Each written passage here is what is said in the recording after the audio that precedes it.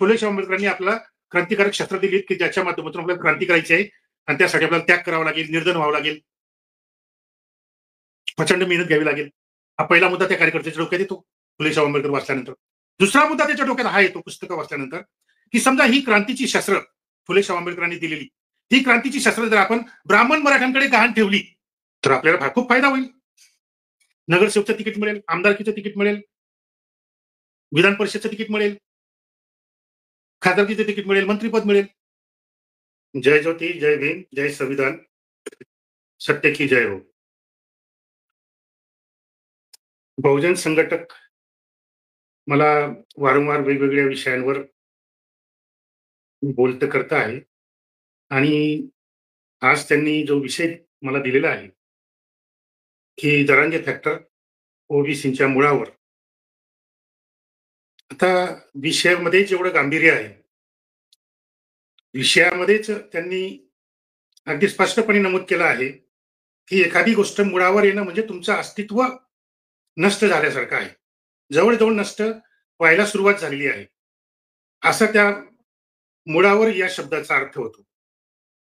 आणि संयोजकांचं म्हणणं जे टायटलमध्ये आहे ते अगदी स्पष्ट आहे, बरोबर आहे की खरोखर जरांगे फॅक्टर हा नाही नाही म्हणता तो ओबीसीच्या एकूण मुळावर आलेला आहे आणि आता तो महाराष्ट्रातले सगळे सरसकट सगळे मराठ्यांचे सगळे सोयरे सरसकटपणे कुणबी प्रमाणपत्र घेतील आणि ओबीसी मध्ये घुसतील. तर आता वेगळं ओबीसी मधूनच आम्हाला आरक्षण द्या हे हे म्हणायला काही अर्थच नाहीये. परंतु तरी सुद्धा लढत चालूच आहे मराठ्यांमधल्या काही विद्वानांचं की आम्हाला ओबीसीतून अजून मिळालंच नाही. उदाहरणार्थ ते विनोद पाटील याचिका करते. आता त्यांनी जे आर वाचला आहे, ते स्वतः अभ्यासक आहेत, म्हणजे केवळ विनोद पाटीलच नाही, असे अनेक विद्वान आहेत मराठा समाजामध्ये आणि इकडे आमच्याकडे ओबीसी मध्ये पण असे अनेक विद्वान आहेत की ते मूळ मुद्द्यापासून लोकांना भरकवतात आणि हा ओबीसी मराठा संघर्ष कसा चालूच राहील तो कधी मिटायलाच नाही पाहिजे. कारण जोपर्यंत ओबीसी मराठा संघर्ष आहे तोपर्यंत भाजपचंही भलं होत राहील आणि काँग्रेस राष्ट्रवादी या दोन मराठ्यांचे जे पक्ष आहेत काँग्रेस राष्ट्रवादी यांचंही भलं होत राहील. आणि त्यांचा सगळ्यांचा उद्देश असा आहे की सत्ता भाजपची असो, काँग्रेसची असो की राष्ट्रवादी काँग्रेसची असो, त्यांना त्याचं काही वाटत नाही. त्यांना फक्त एकच गोष्टीची भीती वाटते की जर असं आपण काही केलं नाही, ओबीसी विरुद्ध मराठा भांडणं लावली नाहीत, जाती जाती जर भांडणं लावली नाही तर हे ओबीसी कधीतरी म्हणजे आता एकत्र आलेलेच आहेत, पण याच्यानंतरची जी पुढची पायरी आहे की हे ओबीसी एक ना एक दिवस आपला स्वतःचा पक्ष स्थापन करतील तामिळनाडू प्रमाणे. आणि तामिळनाडूमध्ये ज्याप्रमाणे ओबीसीचा पक्ष स्थापन झाला आणि तिथल्या ओबीसींनी काँग्रेस खतम, भाजप खतम, आरएसएस खतम, सगळं खतम करून टाकलेलं आहे.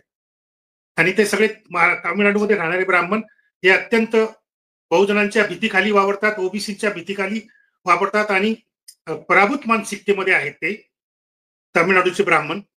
तर अशी परिस्थिती उद्या कदाचित तामिळनाडू वगळता इतरही देशांमध्ये, इतरही राज्यांमध्ये येईल की काय या भीतीपोटी सगळ्या राज्यांमधले सगळे मराठा, जाट, पटेल, ठाकूर, ब्राह्मण म्हणजे ब्राह्मण, क्षत्रिय, वैश्य या तीन बाबासाहेबांनी सांगितलेल्या तीन वर्णातून निघालेल्या जाती. बाबासाहेबांनी स्पष्ट शब्द वापरलाय की ब्राह्मण, क्षत्रिय, वैश्य या तीन वर्णातून निघालेल्या जाती यांना जाती व्यवस्था फायदेशीर असते, म्हणून ते जाती व्यवस्था टिकवण्यासाठी आणि ज्या कनिष्ठ जाती म्हटल्या गेल्या कष्टकरी जाती, कष्टकरी जमाती यांना विभाजित ठेवणे, त्यांच्यात भांडणं लावणे आणि त्यांनी कुठल्याही पद्धतीने संघटित न होता, राजकीय दृष्ट्या संघटित न होता किंवा स्वतःचा पक्ष स्थापन न करता कायमस्वरूपी आमचं ब्राह्मणांचं आणि क्षत्रियांचं म्हणजे मराठा, जाट, पटेलांचं राज्य सुरू राहिलं पाहिजे. हा त्यांचा जो काही डावपेच आहे तो साध्य करण्यासाठी मग हे सगळे जे काही प्रस्थापित पक्ष आहेत, मग काँग्रेस, राष्ट्रवादी, भाजपा, सेना वगैरे वगैरे हे सगळे ओबीसी विरुद्ध मराठा संघर्षामध्ये दोन्ही बाजूने ढोलक्या वाजवत असतात. तर हे जे दोन्ही बाजूने ढोलक्या वाजवणारे लोक आहेत त्यांना जर तुम्ही एक प्रश्न विचारला, एक प्रश्न साधा प्रश्न विचारा, की पहिला प्रश्न असा विचारा, की आता नवीन जी आर प्रमाणे मराठ्यांना कुणबी प्रमाणपत्र मिळणार की नाही? हा पहिला प्रश्न विचारा. आता जिथं प्रमाणपत्र वाटप सुरू होऊन गेलेलं आहे, मराठ्यांना कुणबी प्रमाणपत्र मिळायला लागलेलं आहे, तिथं हे डबल ढोलकी वाजवणारे विद्वान काय सांगतील? हा, आता मराठ्यांना कुणबी प्रमाणपत्र मिळायला लागले. मग दुसरा प्रश्न तुम्ही असा विचारा, की याचा अर्थ असा होतो, की मराठ्यांना काहीतरी फायदा होतो आहे. काहीतरी फायदा झालेला आहे, होतो आहे.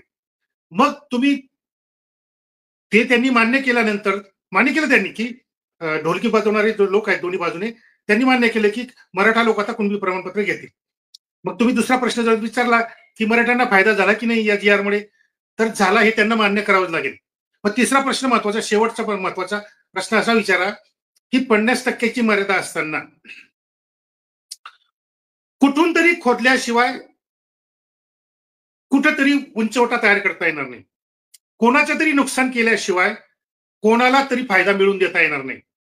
मग जर मराठ्यांना फायदा मिळाला आहे, तर ओबीसीचं नुकसान तर होणारच. मग तुम्ही डबल ढोलकी का वाजवताय? आता हे आमचे नागपूरकडचे काही ओबीसी स्वयंघोषित ओबीसी नेते जे आहेत काँग्रेसमध्ये, पण सकाळ दुपार संध्याकाळ ते एक तर फडणवीसच्या कार्यालयात पडलेले असतात किंवा गडकरीच्या कार्यालयात पडलेले असतात. हे आमचे नागपूरचे ओबीसी नेते. आणि ते त्यांच्या ओबीसी कार्यक्रमांना फडणवीस बी येतात, शरद पवार बी येतात आणि सगळे ब्राह्मण मराठा च्या पाठिंब्याने त्यांचं सगळं ते ओबीसी संघटनेचं काम चालू असतं. तर असे हे दलाल जे आहेत घुसलेले ओबीसी चळवळीमध्ये, तर हे दलाल तर ओबीसीच्या जीवावरच उठलेले आहे. म्हणजे जरांगे ओबीसीच्या मुळावर उठलेला आहे आणि हे जे दलाल ओबीसी नेते आहेत हे ओबीसीच्या जीवावर उठलेले आहेत. तर ही परिस्थिती तुम्ही जर बघितली तर अत्यंत गंभीर परिस्थिती आहे. जे आर ज्या पद्धतीने काढण्यात आलेत, आता अनेक विद्वानांनी त्याच्यावर बोललेले आहेत, विश्लेषण केलेलं आहे. नवीन तरुण पिढीमधून मंगेश ससाने हे एक विद्वान आहेत आणि ते या जे आरचं त्यांनी अगदी व्यवस्थित विश्लेषण केलेलं आहे. आणि त्या विश्लेषणाच्या आधारावर मग ही जी नवीन तरुण पिढी येते आहे, लक्ष्मण हाके, नवनाथ बाबा वाघमारे, अशी जी काही नवीन पिढी, तरुण पिढी तयार होते आहे नेतृत्वासाठी, ते हे सगळं आंदोलन उभं करतायत, ही आनंदाची गोष्ट आहे. याच्यात काही प्रश्नच नाही. परंतु मूळ मुद्दा जो आहे तो लक्षात घेतला पाहिजे, की जी आर त्यांनी जो काढलेला आहे, तर जरांगेने जेव्हा 2 शब्द वापरले सुरुवातीला, अगदी सुरुवातीपासून, की सरसकट हा शब्द त्याचा परवलीचा शब्द आहे त्याच्या दृष्टीने, सरसकट आणि सगळे सोयरे, हे जे 2 शब्द त्याचे होते, या दोन्ही शब्दांना ओबीसीकडून प्रचंड विरोध झाला. जवळजवळ 8 ते 9 लाख हरकती आल्यानंतर त्यावेळेच्या सरकारने माघार घेतली आणि तसा जी आर त्यांनी त्यावेळेस काढला नाही. ते एकनाथ शिंदेच्या काळात ते झालेलं सर्व. तर एकनाथ शिंदेच्या काळात बरेच काही गोष्टी घडल्या ते मुख्यमंत्री असताना. म्हणजे ते मुख्यमंत्री असताना, एक मराठा मुख्यमंत्री असताना जरांगे जेव्हा मुंबईत घुसण्याचा प्रयत्न करतो, तेव्हा हायकोर्टाने विरोध केला, पोलीस खात्याने विरोध केला आणि एकनाथ शिंदे जे मुख्यमंत्री होते ते जरांगेला नव्या मुंबईतच रोखण्यामध्ये यशस्वी झालेत आणि त्यांनी तिथूनच जरांगेला परत पाठवलं. हे मुख्यमंत्री मराठा असताना झालेलं आहे. मग आता असं काय झालं नेमकं, की जरांगे मुंबईत येऊन पडला? असं काय वेगळं झालं? वेगळं हे होतं, की मुख्यमंत्री फडणवीस होते. हा महत्वाचा फरक. आता हे फडणवीस बद्दल जे काही आता मी पूर्वी खूप लिहिलेलं आहे, खूप बोललेलं आहे. अजूनही बोलण्याची वेळ येते आहे, की अ, जोपर्यंत मराठा मुख्यमंत्री होते महाराष्ट्रात गेल्या 50-55 वर्षात, तर मराठा मुख्यमंत्री असताना मराठ्यांनी 5 लोकांचा मोर्चा सुद्धा काढला नाही. मोर्चा फार लांबची गोष्ट. 5 लोकांचं धरणे आंदोलन पण केलं नाही मराठा आरक्षणासाठी. चळवळीच्या बाबतीमध्ये एवढा कमजोर असलेला मराठा समाज, की जे 5 लोकांचं धरणे आंदोलनही करू शकत नाही आणि 5 लोकांचा मोर्चाही काढू शकत नाही. असे हे मराठा लोक 2014-15 पर्यंत चळवळीच्या दृष्टीने एकदम कमजोर होते.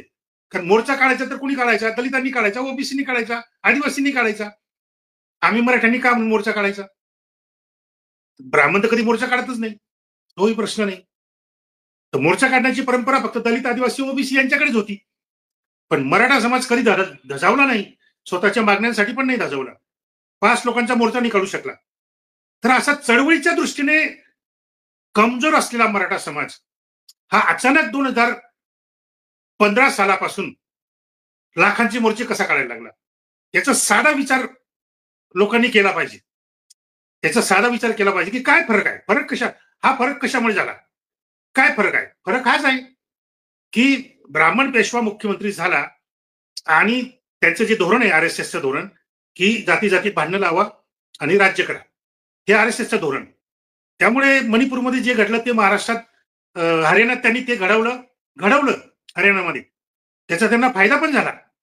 त्यांना वाटलं की मणिपूरमध्ये फायदा होतो. जाती-जातीत दंगली करून, जाळपोळ करून, हिंसा करून, अत्याचार करून, माणसं जाळून, माणसं मारून जर फायदा होत असेल तर सगळी नीतिमत्ता सोडून सगळ्या प्रकारच्या दंगली करायला तयार आहे. सगळ्या प्रकारचे बॉम्बस्फोट तो घडवतो आहे. त्याच्यात काही वाद नाही. हे तर हे तर खुद्द काही आर-एस-एसच्या माजी कार्यकर्त्यांनीच हे सगळं बिंग फोडलेलं आहे. आणि करकरेंच्या सगळ्या तपासातून आणि सगळ्या त्या अहवालातून, मुश्रीफांच्या अहवालातून हे अनेक वेळा सिद्ध झालेलं आहे, की भारतामध्ये जेवढे बॉम्बस्फोट झालेले आहेत, मुसलमानांच्या विरोधात किंवा हिंदूंच्याही विरोधात, म्हणजे बॉम्बस्फोट झाल्यानंतर तो बॉम्ब एवढं तो हे थोडं बघतो, की कोण मुस्लिम आहे, कोण हिंदू आहे. तर हे सगळे देशातले जेवढेही बॉम्बस्फोट झालेले आहेत, हे आर-एस-एसने घडवून आणलेले आहेत. हे अनेक वेळा सिद्ध झालेलं आहे, कागदावर सिद्ध झालं आहे, पुस्तकात सिद्ध झालेलं आहे.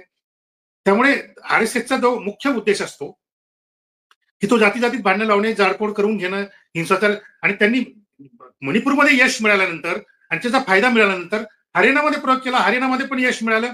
हरियाणामध्ये पण भाजप सत्तेवर आलं त्या दंगलींमुळे, त्या जाळपोळीमुळे. आणि नंतर मग आपण हे महाराष्ट्रात पण घडवू शकतो. हे महाराष्ट्रात पण आपण घडवू शकतो. हे त्यांच्या लक्षात आल्यानंतर इथं तर त्यांना मराठा आरक्षणाच्या निमित्ताने त्यांना तर फार मोठा बॉम्बच त्यांच्या हाती लागला. ब्राह्मणांच्या हाती, पेशव्यांच्या हाती. आणि इथला इतिहासामध्ये यांची परंपरा आहे. ब्राह्मण आणि मराठ्यांची. छत्रपती शिवरायांचं स्वराज्य होतं तेव्हा त्यावेळेस कुणी बहुजन शिकला सवरलेला नव्हता. त्यामुळे छत्रपती शिवाजी महाराजांना नाईलाजास्तव या पेशव्यांना दरबारामध्ये कारकून म्हणून, नोकर म्हणून, सरकारी कर्मचारी म्हणून, नोकर म्हणून नियुक्त करावं लागलं. ही त्यांची मजबुरी होती. पण सुतावरून ते स्वर्ग नाही, सत्ता गाठतात ब्राह्मण. स्वर्ग गाठण्याचे स्वप्न बहुजन बघतो, ब्राह्मण नाही बघत.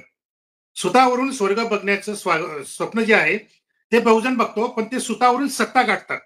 आणि ते पेशव्यांनी त्यांच्या काळामध्ये ते सिद्ध केलेलं आहे.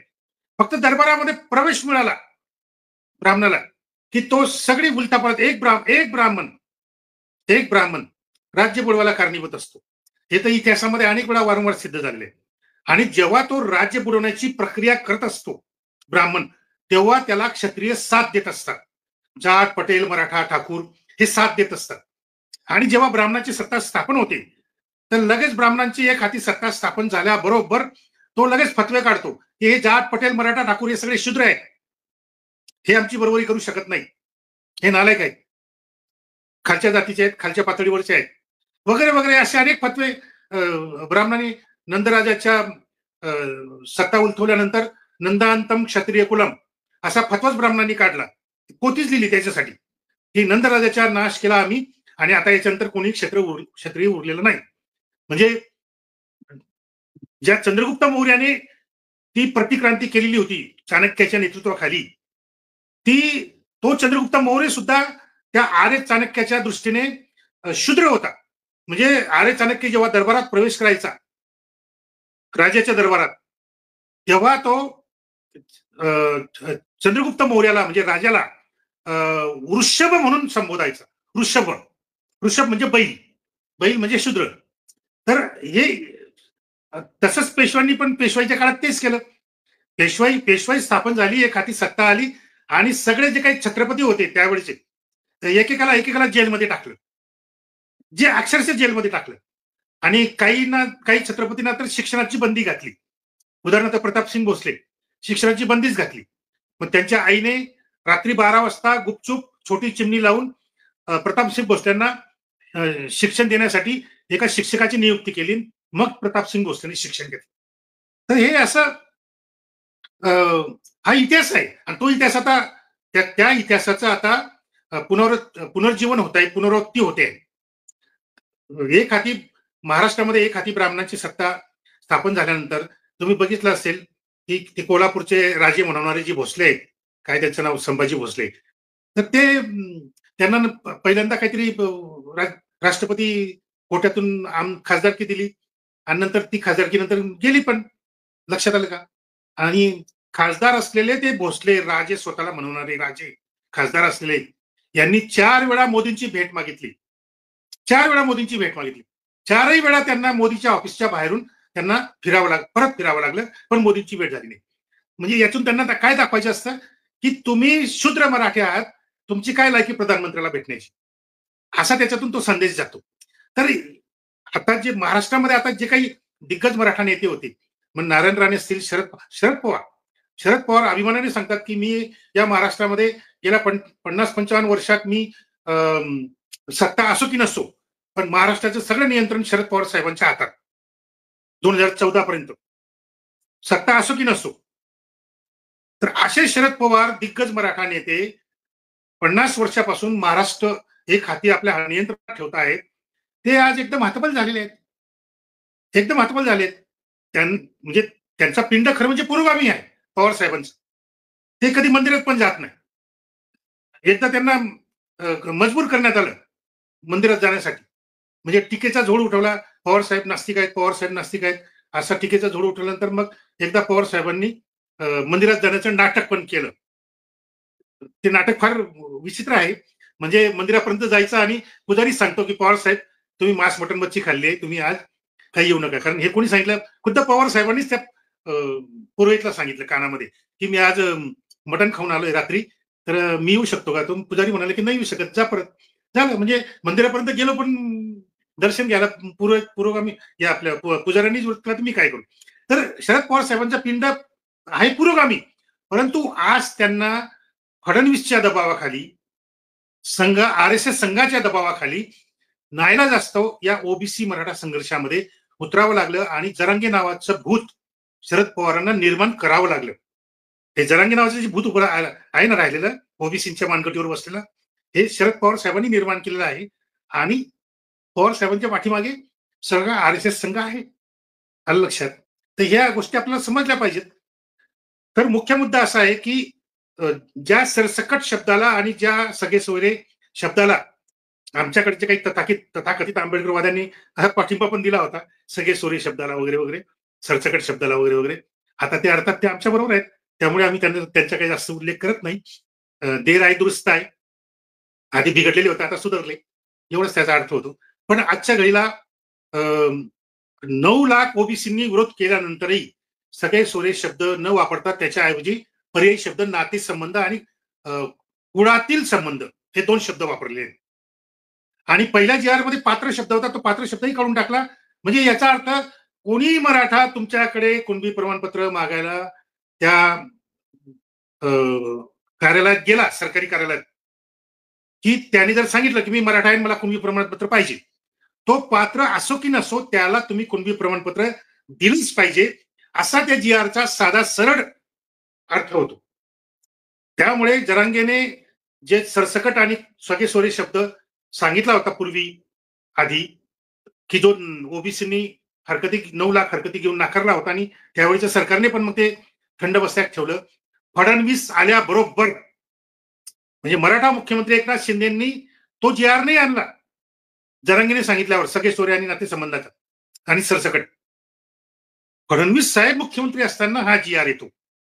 तर याचा अर्थ आपण समजून घेतला पाहिजे की फडणवीस आणि त्यांची जी भुतावळ आहे फलटण, ही सगळी RSS वगैरेची, ही त्याला कारणीभूत आहे, हे आपण समजून घेतलं पाहिजे. मला सांगा, मुख्यमंत्री एकनाथ शिंदे असताना जरांगे मुंबईत घुसू शकला नाही, मग फडणवीस मुख्यमंत्री असताना जरांगे मुंबईत घुसला कसा? असा साधा प्रश्न आमच्या लोकांना तुम्ही विचारला तर काय उत्तर येईल त्याचं?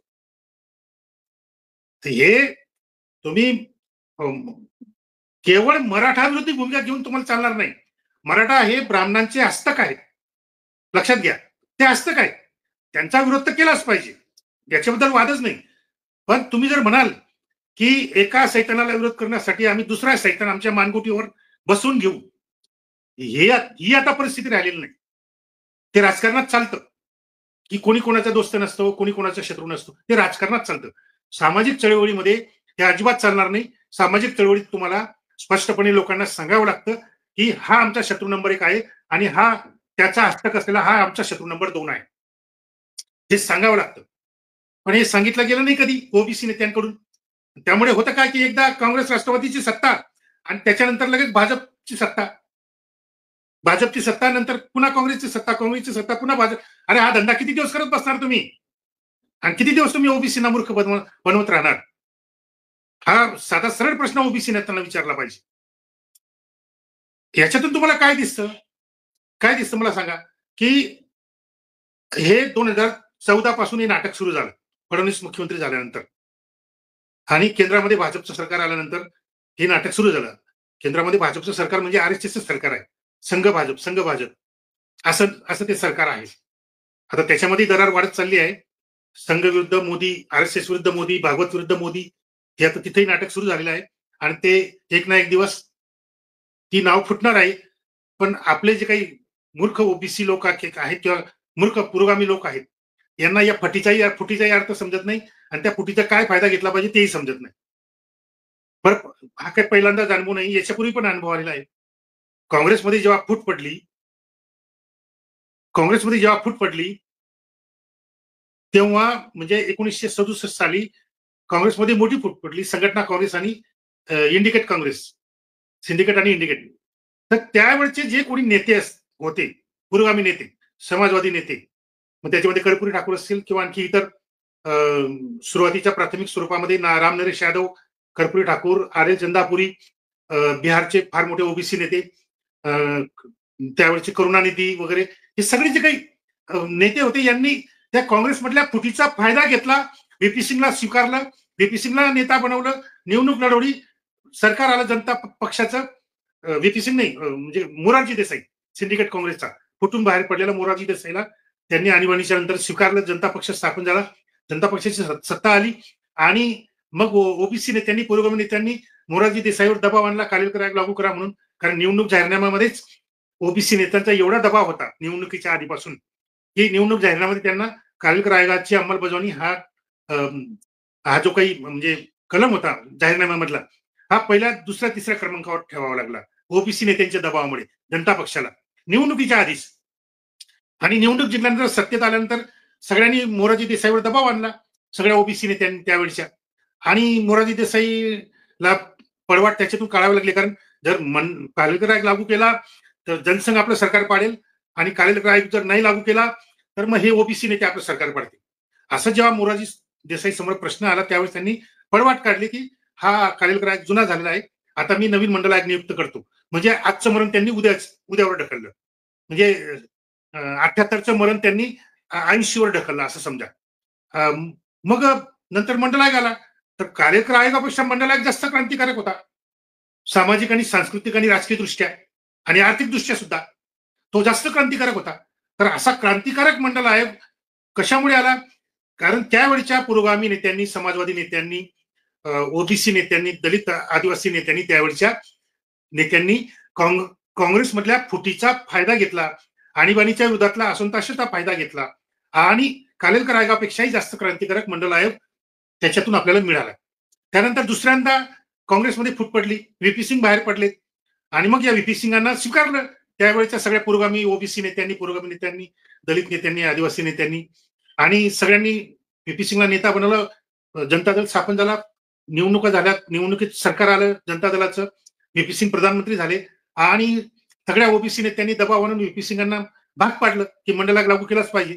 तर व्हीपी सिंगांच्या समोर जेव्हा असा प्रश्न येतो की मी जर मंडळ आयोग नाही केला लागू तर ओबीसी नेते सरकार पाडतील आणि मी जर मंडळ आयोग लागू केला तर भाजप सरकार पाडेल, असा प्रश्न जेव्हा व्हीपी सिंगांसमोर निर्माण झाला तेव्हा व्हीपी सिंगांनी एक साधा विचार केला की जर मी मंडळ आयोग लागू नाही केला तर भाजप सरकार पाडेल, म्हणजे आरएसएस, बीजेपी किंवा प्रतिगामी पक्ष असलेले काँग्रेस, बीजेपी हे माझं सरकार पाडत आहेत, म्हणजे मी पुरोगामी म्हणून सिद्ध होईल. किंवा मी मंडल आयोग लागू ओबीसीसाठी मंडल आयोग लागू करत असताना काँग्रेस भाजपने सरकार पाडलं, म्हणजे काँग्रेस भाजप प्रतिगामी आणि मी पुरोगामी आणि कदाचित मी मसीहा होईल. पण जर मी मंडल आयोग लागू नाही केला तर ओबीसी नेते आपलं सरकार पाडते. अगदी स्पष्ट होतं त्या काळामध्ये.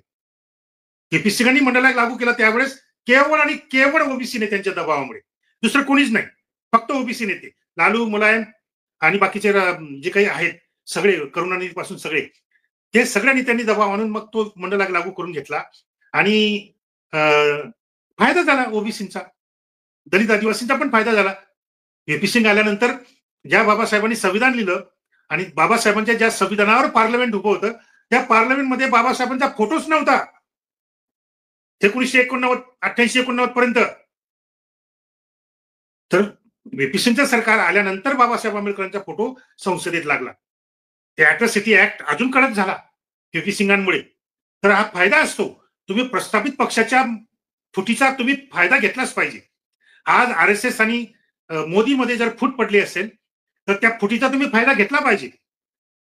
ती फूट वाढत गेल्यानंतर मोदींनी घोषणा केली जात नाही जनगणनेची, म्हणजे मेसेज दिला पुरोगामी लोकांना की या आणि तुम्ही मला पाठिंबा द्या, आणि आरएसएसच्या विरोधात मला तुम्ही पाठिंबा दिला आणि मी जर पुन्हा प्रधानमंत्री झालो तर तुमच्या सगळ्या दलित आदिवासी ओबीसीच्या मागण्या मान्य होतील, जसं व्हीपी सिंगांनी मान्य केल्या तशा. पण आताच्या आमच्या पुरोगाम्यांना अजिबात एक कवडीची सुद्धा अक्कल नाही आहे. आणि पूर्वीचा अनुभव बघता तर त्यांनी खरं म्हणजे विचार केला पाहिजे की सत्ताधारी ब्राह्मणी पक्षामध्ये फूट पडल्यानंतर त्या फुटीचा फायदा घ्यायचा असतो. याचा चांगला अनुभव त्यांच्या पाठीशी असतानाही ते जर आता पुन्हा तेच आरएसएसने जो निर्माण केलेला ट्रेंड आहे की जेणेकरून आरएसएस आणि मोदीमध्ये जी फूट पडली तिचा फायदा कोणी घ्यायला नाही पाहिजे. बघा, आतापर्यंत फक्त 2च चॅनल होते. एक हिंदीमध्ये रवीश कुमाराचं, की जे सतत मोदी विरुद्ध बोलत राहायचं, आणि महाराष्ट्रामध्ये काय ते निखिल वागडे. हे 2च चॅनल होते, युट्यूब चॅनल. आज तुम्ही युट्यूब ओपन करून बघा, कमीत कमी 100 युट्यूब चॅनल रोज मोदीला शिव्या देणाऱ्या युट्यूब चॅनल निघालेले आहेत. कमीत कमी 100. मी रोज बघत असतो काय काय चाललंय म्हणून. तर हा ट्रेंड आरएसएसने निर्माण केला आहे की जेणेकरून या पुरोगामी विचारांच्या ज्या लोकांनी किंवा पुरोगामी विचारांच्या जनतेने आमच्या फुटीचा फायदा नाही घ्यायला पाहिजे. तर हे आपण समजून घेतलं पाहिजे. कारण आता आता ट्रेंड निर्माण करणं हा सुद्धा एक कमर्शियल व्यावसायिक धंदा झालेला आहे. आणि त्याच्यासाठी अंबानीची एक संस्था काम करत असते की एक ट्रेंड निर्माण करायचा, जनतेमध्ये त्याचा फैलाव करायचा, आणि लोकांनी तोच म्हणजे पुरोगामी लोकांनाही ट्रेंड पुरवण्याचं काम ही अंबानीची संस्था करत असते, एनजीओ, आणि प्रतिगामी लोकांनाही ट्रेंड निर्माण करून देण्याचं काम ती संस्था करत असते. आणि त्याचा हा सगळा परिणाम आज आपण पाहतो. तर माझा सांगायचा उद्देश असा आहे की हा जरांगे नावाचा जो फॅक्टर आहे हा काही महाराष्ट्रापुरतं मर्यादित नाही आहे. हे जरांगे फॅक्टरचा जो उद्देश आहे दंगली घडून आणणे, जाळपोळ घडून आणणे, हिंसाचार घडून आणणे, आणि ज्या कनिष्ठ म्हणणाऱ्या कष्टकरी जाती ज्या आहेत, कष्टकरी जाती, या कष्टकरी जातींना कसं दडपून टाकता येईल, त्यांच्या सगळ्या सोयी सवलती कशा काढून घेता येतील. आता बघा, इतकं गंभीर परिस्थिती आज निर्माण झाली आहे. ते हैदराबाद गॅजेटचा वापर करून मराठ्यांनी फायदा उचलल्यानंतर आता सगळ्याच भटकाईमुक्त जाती उठल्या की आम्हाला पण हैदराबाद त्या गॅजेटचा फायदा मिळून दिला पाहिजे. म्हणजे ही ओबीसी मध्ये किती मोठी फूट आहे. आधी धनगरांनी आदिवासींमध्ये मागणी केली होती, तेही भाजपच्या सांगण्यावरून की आम्ही तुम्हाला जे पाहिजे ती कॅटेगरी आम्ही तुम्हाला देतो, आणि मग त्याच्या मागे भाग धावायचं. आणि जे आपलं मूळ ताट आता आपल्या समोर जे मूळ ताट आहे ते ताट वाचवा ओबीसीचं, आणि मग बाकीच्या गोष्टींचा विचार करा. पण नाही, तर ते आता ओबीसीमध्ये जी मोठी फूट आता पडते आहे, सगळे भटकविमुक्त आता आदिवासीमध्ये आरक्षण मागायला लागले आहे. हेच तर त्यांना पाहिजे आहे. द्यायचं काहीच नसतं, भांडणं लावायची असतात फक्त. देणार काहीच नाही, फक्त भांडणं लावण्यासाठी आम्ही देऊ. काय झालं रोहिणी आयोगाचं, काय झालं? काही त्याच्याबद्दल कोणी एक शब्द बोलतोय सत्तेमध्ये बसलेला? ज्यांनी रोहिणी आयोग नियुक्त केला तेही बोलत नाही, आणि ज्यांनी रोहिणी आयोगाची भलावण केली तेही आता बोलत नाही. ते बी आता सत्तेमध्ये, पण कधी रोहिणी आयोगावर पार्लमेंटमध्ये अजून एका शब्दाने सुद्धा चर्चा केली नाही. भाजपनेही केली नाही, काँग्रेसने पण केली नाही. याच्यावरून तर समजलं पाहिजे की हे जे सत्ताधारी आहेत हे देत काहीच नाही, फक्त भांडणं लावतात. देत काहीच नाही, फक्त भांडणं लावतात. मग त्यांच्या नादी लागून, त्यांच्या ट्रेंडच्या नादी लागून ते ट्रेंड निर्माण करतात झगडे लावण्यासाठी, भांडणं लावण्यासाठी. आणि मग त्यांच्या ट्रेंडला बळी पडून आपण आपल्यामध्येच फूट पाडून घ्यायची आणि स्वतःच मग अस्तित्व नष्ट करायला कारणीभूत ठरायचं. असा प्रकार आता चालू केलेला आहे त्यांनी आणि आपण बळी पडतोय सगळ्या गोष्टींना. तर जरांगे फॅक्टर हा केवळ महाराष्ट्रापुरता मर्यादित नाहीये, तो संपूर्ण देशाच्या मुळावर आलेला आहे. सगळ्या पुरोगामी व्यवस्थेवर, संविधानावर, लोकशाही व्यवस्थेवर त्यांच्या मुळावर आलेला आहे. कारण जसं हे झालं ईशान्य भारतामध्ये, मणिपूर, हरियाणा झालं, महाराष्ट्रातही जरांगेने खूप प्रयत्न केला. जरांगेच्या समर्थकांनी एका ओबीसी कार्यकर्त्याचा, समता परिषदचा जो कार्यकर्ता होता, ओबीसी नेता, त्याचं हॉटेल जाळण्यात आलं. 8 कोटीचं हॉटेल जाळलं. त्यानंतर ओबीसी आमदाराचं घर जाळलं. त्या घरामध्ये त्याचे आई वडील म्हातारे, त्याची मुलं, त्याची बायको, लहान लहान मुलं राहत होती. त्यांच्यावर राखेल टाकून, पेट्रोल टाकून त्यांना जाळण्याचा प्रयत्न झाला. ते शेजारी राहणारे मुसलमान, त्यांचे उपकार मानले पाहिजेत. त्या शेजारी राहणाऱ्या मुसलमानांनी पटापट उड्या मारल्या कंपाऊंडवरून आणि त्या लेकरा बाळांना वाचवलं, बायांना वाचवलं, म्हाताऱ्यांना वाचवलं. त्या मुसलमानाचा सत्कार भुजबळ साहेबांनी केला. पण ज्याची मुलं वाचवली, ज्याची बायको वाचवली, ज्याचे म्हातारे आई वडील वाचवले, तो आमदार अजूनही त्यांचा सत्कार करत नाही, त्यांचे आभार मानत नाही. इतकी हरामखोरी आहे. आणि मला एक साधी गोष्ट सांगा, की बाबरची औलाद म्हणून तुम्ही मुसलमानांचा नियमित द्वेष केला, छळ केला, दंगली केल्यात, त्यांच्या विरोधात बॉम्बस्फोट केलेत, ठार मारलं, अनेक हजारो मुस्लिमांना तुम्ही ठार मारलं. बाब बाबरची औलाद म्हणून. मग मला सांगा, निजामाची औलादला तुम्ही कुणबी प्रमाणपत्र म्हणून त्यांचा का सत्कार करतायत आणि त्यांना का बक्षीस देताय? कारण निजामाच्या काळामध्ये जे निजामा निजाम निजाम राज्यकर्त्यांकडून, मुसलमान राज्यकर्त्यांकडून, निजामशाही असो, आदिलशाही असो, आणखी कोणी औरंगजेबशाही असो, त्यावेळेचे सगळ्या क्षत्रियांनी, जाट, पटेल, मराठा, राजपूतांनी, या सगळ्यांनी मुसलमान राज्यकर्त्यांकडून सवलती घेतल्यात, वतन घेतली, जमिनी घेतल्यात, पदं मिळवली, पाटलकी, सरदेसाई, देशमुखी, या सगळ्या तुम्ही मिळवल्या आणि त्या बदल्यात तुम्ही छत्रपती शिवाजी महाराजांच्या विरोधात लढलेत निजामाच्या बाजूने. आणि छत्रपती शिवाजी महाराजांच्या विरोधात तुम्ही लढले म्हणून आता त्यांना कुणबी प्रमाणपत्र देऊन त्यांना बक्षिसी देण्यात येते आहे. हा कुठला न्याय आहे? हा कुठला न्याय आहे? याला काय तुम्ही म्हणणार? आणि का तुम्ही जर ते हैदराबाद गॅजेट वाचलं, अक्षरशः तुमची मान शर्मेने खाली जाईल. शर्मेने खाली जाईल, की ज्याने कोणी हे गॅजेट लिहिलं असेल, तो अत्यंत सडक्या मेंदूचा असेल. सडक्या मेंदूचा. वाचा तुम्ही. फेसबुकवर, व्हॉट्सअपवर सगळीकडे आहेत. हैदराबाद गॅजेटचे पानाच्या पानं दिलेली आहेत. वाचकांनी आणि फेसबुकनी आणि व्हॉट्सअपवाल्यांनी. वाचा जरा. 4 ओळी तरी वाचल्या जातात का तुमच्याकडून? काय म्हटलं त्याच्यामध्ये? हैदराबाद गॅजेटमध्ये कुणबी हे दासी पुत्र आहेत. मराठ्यांचे दासी पुत्र. म्हणजे मराठ्यांनी त्या काळामध्ये ज्या काही रखेल ठेवल्या होत्या, त्या रखेलींपासून हे कुणबी निर्माण झालेले आहेत. आहे की नाही? किती शर्मनाक गोष्ट आहे. अरे कुणबी हा समाज जो आहे, कुणबी समाज हा मूळ ओरिजिनल शेतकरी समाज आहे. त्यांना निर्माण करण्यासाठी तुमची काय गरज आहे नालायकांनो? ते आधीच इथं हजर होते मूळ निवासी म्हणून, आधीपासून आदिनिवासी म्हणून. त्या मूळ निवासी कुणब्यांमधून तुम्ही परकी राजवट्यांकडून, मुसलमानांकडून सोयी सवलती म्हणून, वतन मिळून, जमिनी म्हणून तुम्ही मराठा झालेत, तुम्ही जाट झालेत, तुम्ही पटेल झालेत, तुम्ही ठाकूर झालेत. म्हणजे जन्मदात्या आईला कशा लाथा मारायच्या, की ज्या कुणबी जातीतून आपला जन्म झालेला आहे मराठा म्हणून, त्या कुणबी जातीलाच कशा शिव्या द्यायच्या आणि कसं तिला हीन लेखायचं. बरं, ही गॅजेट लिहिणारे होते तरी कोण? काय स्वतः तो निजाम लिहित होता का गॅजेट? कोण लिहितो? या पेशवाई मधल्या बकरी कोण लिहित होता?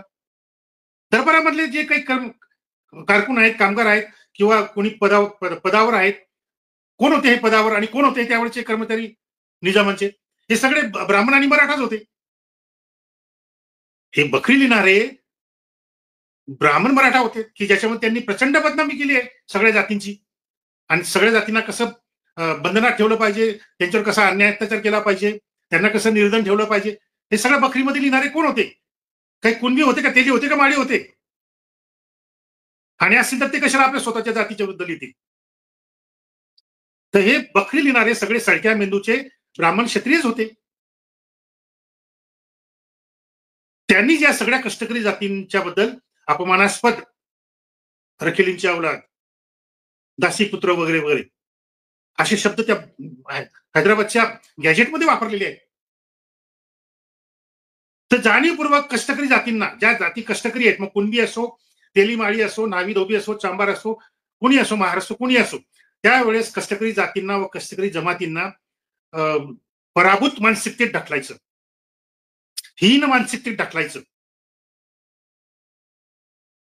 आणि त्यांच्यात त्यांच्यात असा काही भाव निर्माण करायचा की आपण खरोखरच दासीपुत्र आहोत, आपण खरोखरच नीच आहोत, आपण खरोखरच कनिष्ठ आहोत.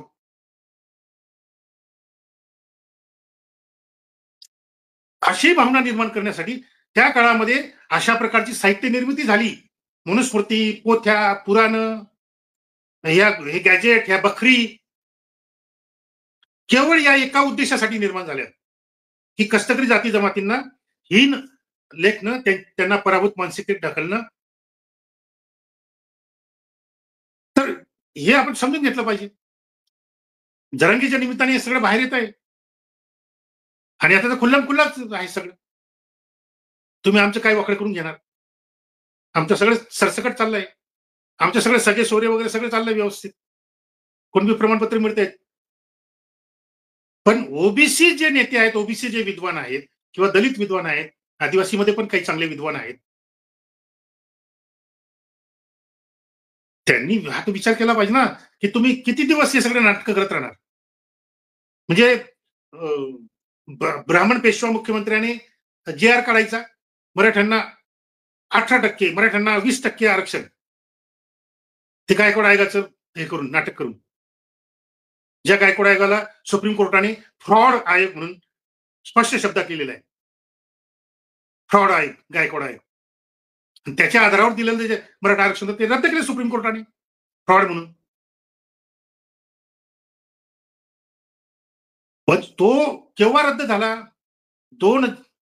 28 नोव्हेंबर 2018 पासून लागू झालेला तो जी आर, मराठा आरक्षणाचा, एससीबीसी आरक्षण मराठ्यांना, 29 नोव्हेंबर 2018 रद्द केव्हा झाला?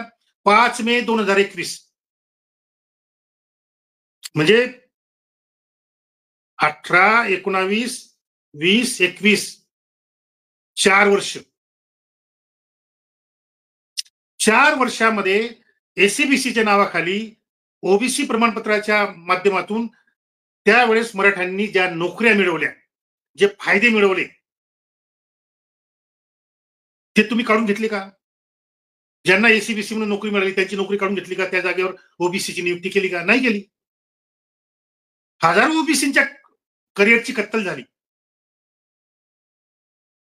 तो सुप्रीम कोर्टाचा निकाल, मराठा आरक्षण रद्द करणारा, त्याला बाजूला ठेवून पुन्हा फडणवीसच्या नंतर सरकार आलं, मी परत येईन, मी परत येईन, फोडाफोडी करून परत आले फडणवीस साहेब, आणि आल्याबरोबर लगेच पुन्हा नाटक सुरू मराठा आरक्षणचं. पुन्हा नवीन जी आर, पुन्हा नवीन आरक्षण, 10% आरक्षण, सगळ्यांना सरसकट प्रमाणपत्र, नातेसंबंध वगैरे सगळं. आणि ओबीसी काय करतो आपण? असं काय झालं की कोर्टात जातो. जा तुम्ही कोर्टात, तारीख पे तारीख, तारीख पे तारीख, चालले दो. तेवढ्या 4-5 वर्षामध्ये जे हजारो मराठी घुसतात ओबीसीच्या आरक्षणात, आणि मूळ ओबीसींची कत्तल करून, ही कत्तलच आहे. ओबीसींची ही सरसकट कत्तल आहे. सरसकट कत्तल. तेवढ्या 4-5 वर्षामध्ये तारीख पे तारीख, तारीख पे तारीख, 4-5 वर्षात तुम्ही ज्या काही ओबीसीच्या नोकऱ्या हे मराठी लुटतील, लुबाडतील, ओरबाडतील, त्या तुम्ही काढून घेऊ शकता का? तुमची काय अवकात आहे? आणि हा धंदा असाच चालू ठेवायचा. त्यांनी जी आर काढायचा, 4-5 वर्षात मराठ्यांनी तुम्हाला लुटायचं, मग हायकोर्ट निर्णय देणार, मग सुप्रीम कोर्ट निर्णय देणार, मग पुन्हा आणखी ते नवीन जी आर काढणार, पुन्हा ओबीसीला सांगणार जा कोर्टात, तारीख पे तारीख चलने दो, आणखी पुन्हा 5-6 वर्ष, आणखी पुन्हा ओबीसीची कत्तल आणि मराठ्यांना नोकऱ्या, सवलती. हा धंदा किती दिवस करत बसणार तुम्ही? हा ओबीसी नेत्यांना प्रश्न विचारतोय मी. मी जे काही पर्याय आतापर्यंत तुमच्या सगळ्यांसमोर मांडतो आहे, त्या पर्यायावर तुम्ही येणार केव्हा? का दलालीच करत राहणार, गुलामीच करत राहणार आणि ओबीसीची दिशाभूल करत राहणार? एकदा काहीतरी ठरवा ना. फक्त आपल्या आमदारक्या, खासदारक्या, मंत्रिपद टिकून ठेवायची, करोडो रुपयाचा भ्रष्टाचार करायचा, ओबीसीच्या नावाने नाव घेऊन, महात्मा फुलेंचं नाव घेऊन.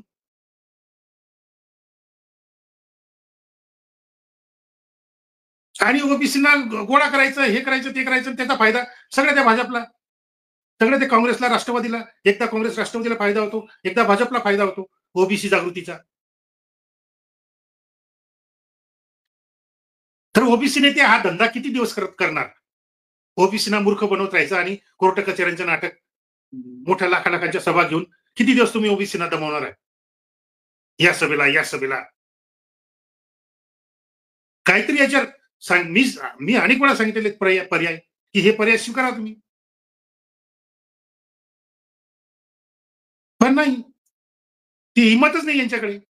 दलाली आणि गुलामी करण्याची रक्ताच्या नसा-नसामध्ये गुलामी आणि दलाली ठासून भरलेली आहे. सगळे ओबीसी नेते काय, दलित नेते काय, आदिवासी नेते काय.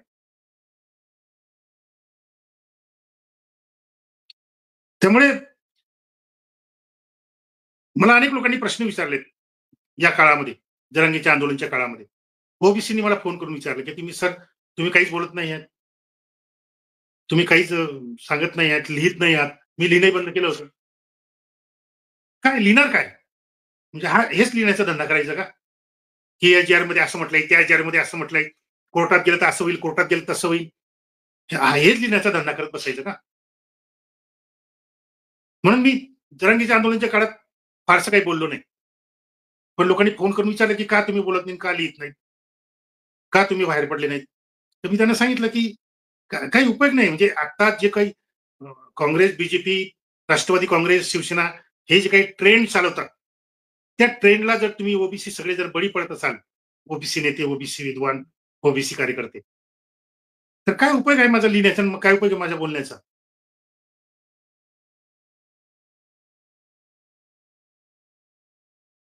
साधा सरळ एकदम कॉमन सेन्स, म्हणजे शेंबड्या पोरगाला सुद्धा कॉमन सेन्स असतो. त्याला जरी तुम्ही विचारलं, की असा प्रसंग काय झालं पाहिजे?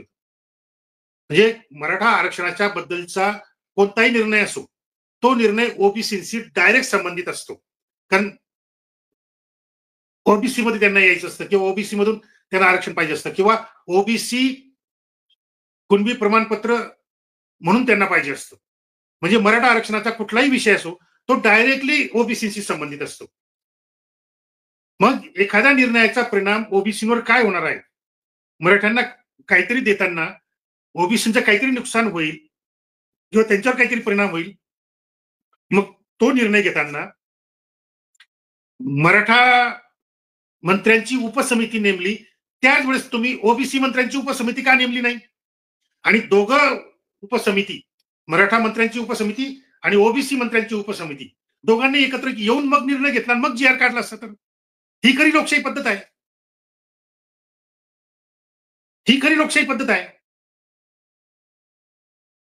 पण आधी मराठा मंत्र्यांची उपसमिती नेमायची, त्यांनी निर्णय घेऊन टाकायचा, जी-आर काढून टाकायचा, अंमलबजावणी सुरू करून टाकायची आणि मग ओबीसी नेत्यांनी काव केली, की मग त्यांच्या समाधानासाठी चला तुमची पण एक उपसमिती स्थापन करून टाकतो. आता काय उपयोग आहे? बैल गेला झोपा केला. आता ओबीसी मंत्र्यांची उपसमिती स्थापन करून काय करणार आहात? मी डायरेक्ट आव्हान दिलं त्यांना, की ओबीसी मंत्र्यांची उपसमिती यांनी जर असा निर्णय घेतला, की हा जी-आर रद्द करा. तर काय फडणवीस आणि हे 2 मराठा उपमुख्यमंत्री करतील? ओबीसी मंत्र्यांच्या उपसमितीचं ऐकतील? आणि तेवढी तुमची अवकात आहे का ओबीसीची? असं काही सांगण्याची. मग कशासाठी हे नाटक? हे नाटक कशासाठी? आणि जर ओबीसी म्हणून खरोखर जर तुमच्या स्वाभिमान म्हणून काहीतरी थोडंसं तरी जिवंत असेल, तर तुम्ही या मुद्द्यावर लक्ष घाला ना, की मराठा मंत्र्यांची उपसमिती स्थापन झाली त्याच वेळेस आमची ओबीसी मंत्र्यांची उपसमिती का स्थापन केली नाही? आणि दोघा उपसमितींनी एकत्र येऊन का निर्णय घेतला नाही? या एका मुद्द्यावर हायकोर्ट आणि सुप्रीम कोर्ट सुद्धा तुम्हाला निर्णय देऊ शकते. पण तो मुद्दा तुम्ही वापरतच नाही. का तो मुद्दा वापरला की फडणवीस साहेब नाराज होतील. आणि मग आपले आमदारकी, आपली खासदारकी, आपलं मंत्रिपद आणि करोडो रुपये वगैरे याचं काय करायचं? असं इतकंच साधी गोष्ट आहे. मूळ प्रश्न कुठे आहे? मूळ त्याचं उत्तर कुठं आहे? हे ओबीसी नेते शोधणार नाहीत. त्यांना माहीत असलं तरी ते तुम्हाला सांगणार नाहीत. कारण त्यांचे गॉडफादर एक तर मराठा आहेत, एक तो ब्राह्मण आहे. सगळ्या ओबीसी नेत्यांचे गॉडफादर एक तर भाजप आहेत, एक तर काँग्रेसमधले मराठा आहेत किंवा एक तर भाजपमधले ब्राह्मण आहेत. एक तर फडणवीस, एक तर अजित पवार, एक तर शरद पवार, एक तर एकनाथ शिंदे यांच्या पलीकडे या ओबीसीचं जगच नाहीये. हे 4 गॉडफादर सगळं महाराष्ट्राचं नियंत्रण करतायत. मग ते ओबीसीचंही नियंत्रण करतात, दलितांचंही करतात, आदिवासींचंही करतात. आणि मुसलमानांचा तर प्रश्नच नाही. तर हा जो काही मुद्दा आहे लक्षात घ्या. आपल्याला झुंजवत ठेवण्यासाठी वेगवेगळे ट्रेंड निर्माण केले जातात. आणि त्याच्यासाठी खास अंबानीची एक संस्था आहे. ते क्रांतिकारकांना पण ट्रेंड पुरवतात. मार्क्सवादी, समाजवादी वगैरे, वगैरे. क्रांतिकारक, पुरोगामी यांना पण ते ट्रेंड पुरवतात, की या ट्रेंडवर तुम्ही काम करा. आणि प्रतिगामी आरएसएसचे, बीजेपीचे कार्यकर्ते, काँग्रेस, शिवसेना, राष्ट्रवादी यांना पण ते ट्रेंड पुरवतात, या ट्रेंडवर तुम्ही काम करा. अशी परिस्थिती आज आपल्या देशामध्ये आहे. तर कुठेतरी निर्णायक झालं पाहिजे. हे बघा, काही परिवर्तन घडवून आणायचं असेल आणि अन्याय अत्याचार जर बंद करायचा असेल तर त्याग करावा लागतो. आणि त्याग करण्याची आज कोणाची तयारी नाही. तात्यासाहेब महात्मा फुले, छत्रपती शाहू महाराज, डॉक्टर बाबासाहेब आंबेडकर यांची पुस्तकं पूर्वी कोणी वाचत नव्हती. कारण त्या काळामध्ये बहुजन समाजात साक्षरताच नव्हती. काय गिणीचेने लोक वाचत असतील, ऐकत असतील तेवढं. त्या मानाने खूप लोक पाठीशी होती महापुरुषांच्या. अडाणी असली तरी, अज्ञानी असली तरी. सत्यशोधक चळवळ, बाबासाहेबांची चळवळ.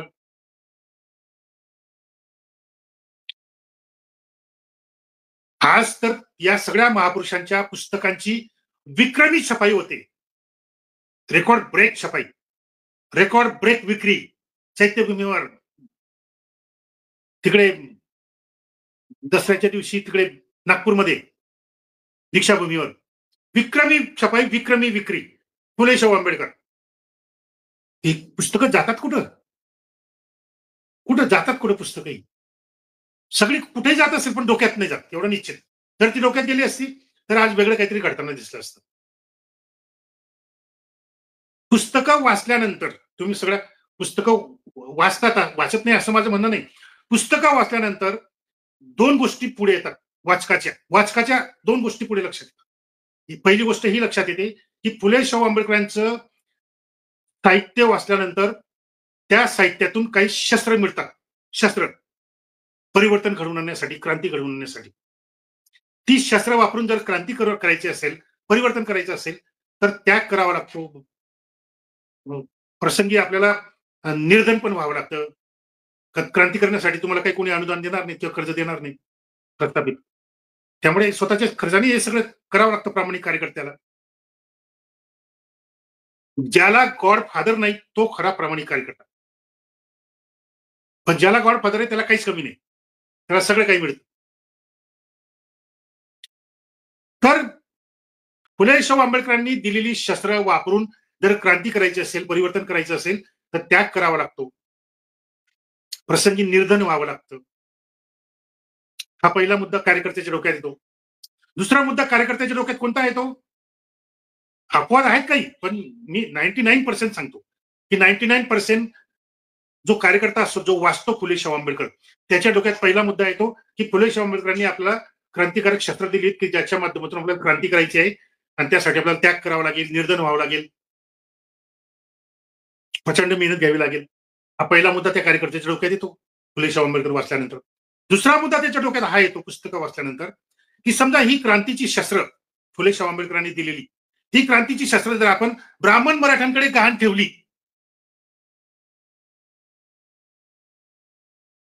तर आपल्याला खूप फायदा होईल. नगरसेवकचं तिकीट मिळेल, आमदारकीचं तिकीट मिळेल, विधान परिषदचं तिकीट मिळेल, खासदारकीचं तिकीट मिळेल, मंत्रीपद मिळेल. मग तो या दोन मुद्द्यांवर विचार करत करत हा विचार करतो की क्रांती करण्यापेक्षा प्रतिक्रांतीच फायदेशीर आहे. प्रामाणिक कार्यकर्ता म्हणून झगडण्यापेक्षा लढण्यापेक्षा गहाण पडलेला कुठेतरी गुलाम म्हणून, कुठेतरी विकून दिलेला कुठेतरी गुलाम म्हणून एखाद्या प्रस्थापितांकडे जाऊन ते खूप फायदेशीर असतं. त्याचा खूप फायदा मिळतो. आणि त्यामुळे हे असं हा प्रकार फार मोठ्या प्रमाणात पुढे येतो, की फुले शाहू आंबेडकर वाचल्यानंतर क्रांतीची प्रेरणा घेण्याऐवजी प्रतिक्रांतीची प्रेरणा माणसं घेतात. कारण प्रतिक्रांतीत जास्त फायदा होतो. खूप काही मिळतं. नाहीतर एवढी रेकॉर्ड ब्रेक पुस्तकं छापली जातात, रेकॉर्ड ब्रेक पुस्तकं विकली जातात. त्यांचा काहीतरी काहीतरी कुठेतरी परिणाम दिसला पाहिजे की नाही? काहीतरी थोडासा तरी, एक अंश तरी का दिसत नाही? त्याचं कारण हे आहे, की फुले शाहू आंबेडकर वाचल्यानंतर तुमच्या सडक्या मेंदूमध्ये गहाण पडण्याचा, गुलाम होण्याचा विचार येतो. गुलामीतून मुक्ती करण्याचा विचार नाही येत. गुलामाला गुलामगिरीची जाणीव करून दिली, की तो बंड कुठेही बंड, कुठेही बंड. अजून खूप काही मुद्दे मांडू शकतो, बोलू शकतो. पण आज एवढ्यावर मी थांबतो. जय ज्योती, जय भीम, जय संविधान, सत्य की जय हो.